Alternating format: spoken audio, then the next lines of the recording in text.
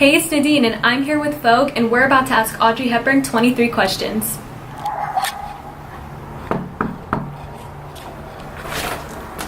Hi. Hey, Audrey, are you ready to tell us about your life? Of course. I'm more than just a famous actress, unlike what most people think. You were a survivor of World War II, a famous actress from the 50s until the 80s, and a humanitarian who dedicated lots of time and activism towards your cause. Where did this all start? Well, I started my life as any regular person does. I was born on May 4th, 1929, in Brussels, Belgium. Your name is a widely known one, too. I'm sure most people with access to television would recognize it. I don't know about that one, but thank you. My original name was actually Audrey Kathleen Preston, but my mother changed it to Etta Van Heemstra, so the name wouldn't give away my British heritage during World War II.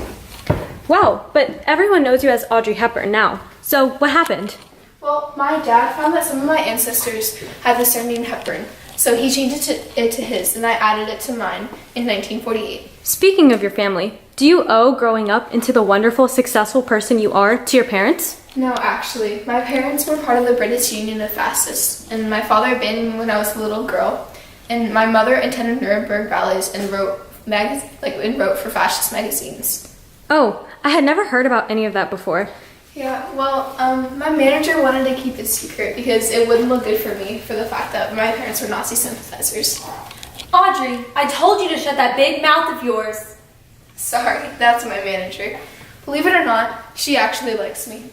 Do you really have a big mouth, Audrey? No, but I do have kind of big feet and a rather large nose. My feet are size 10, it's awful.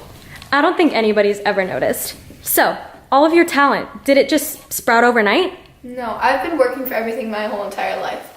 I started dancing at the age of 5. Did you stay in England until you moved to America? No, my mother and I moved to the Netherlands because we believed it would be safe because it had pledged to stay neutral during World War II. However, the Nazis still invaded.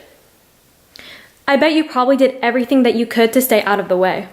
No, actually, I was a major part of the resistance and acted as a courier and delivered messages and money between resistance groups. And you continued school and ballet lessons meanwhile? Yeah, well, I still tried to live as normal a life as possible. I bet you got standing ovations and people threw flowers at you during all of your performances. Actually, no. Audiences were afraid to clap because they were afraid that Nazis would catch them. I can't believe I never knew that about you. Oh, I almost forgot. I know that you have a story about tulips, so... Oh, thank you. I got you one. This story actually goes a long way back. I was just a teenager when the Nazis invaded the Netherlands, and the Germans blockaded the area I lived in, which caused mass malnutrition, and thousands of people died. I actually had to eat tulip bulbs and make bread out of grass to survive. So you really do deserve to have a whole tulip named after yourself. And you showed gratitude for the tulip in Dutch at the ceremony, although that's actually only one of the languages you speak. Yes, see, we, ja, and see again. I speak English, Spanish, French, Dutch, and Italian. So how did you get all the way over here in America? Well, after World War II ended, I was with Miss Seller in the Netherlands, but then I continued to study ballet in Amsterdam and London.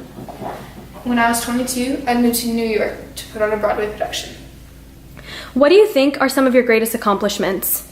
Well, definitely helping children in need, because I was once one of those children. Did you ever get tired of acting? Not acting specifically, but in 1967 I went into semi-retirement because I wanted to focus on supporting my family. After that, I did star in a few more movies. So, not many people know about your second career. Can you tell us about that? Yeah, in 1988, I became a special Goodwill ambassador for UNICEF. Why were you so drawn to being a UNICEF worker? Well, I can testify to what UNICEF means for me because I was one of the children who was provided medical care and food right after World War II. I have a long-lasting gratitude and trust for what UNICEF does. So, Odds. Wait, now that we're close, is it okay if I call you Odds? No. I think you should just stick with Audrey. Okay, Audrey it is. What was your favorite part about being an ambassador? Well, I got to go and visit a lot of famine villages in Latin America, Africa, and Asia. I went on a polio vaccine trip in Turkey and helped provide care to the children living on the streets in Ecuador.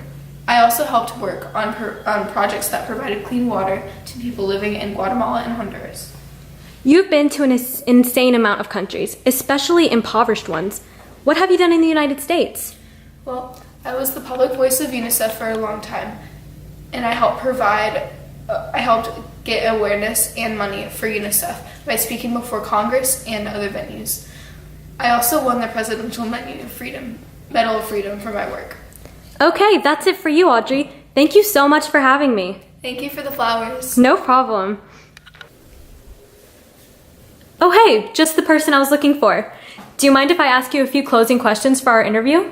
Of course not. So, why don't you introduce yourself? I'm one of Audrey's sons. So, your mom was very modest. How about you tell us why she was so important to geography and why she was such a big influence? Well, she'll never admit it, but she spent all of her life dedicated to helping other people. She started off as a teenager in World War II, and even though she was facing starvation, she did anything she could to help the resistance and help the cause of the war. In her later years of life, she dedicated all of her time to helping poor children in impoverished countries because she knew what it felt like to be one of them. Thank you so much.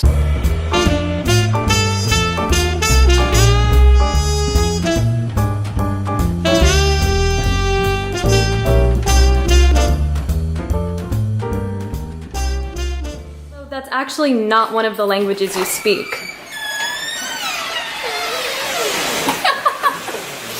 I got a gift for you. In her later years of life, she spent her whole time... Oh my god, why? Okay, I'm gonna get this, I swear. I heard you had a funny story about tulips. It's actually not funny. Hold on, stop. Yes, see, ja, see. And what? Oh, My great. original name was actually Audrey Kathleen Preston. Sorry. Oh, a lot more than just a famous actress.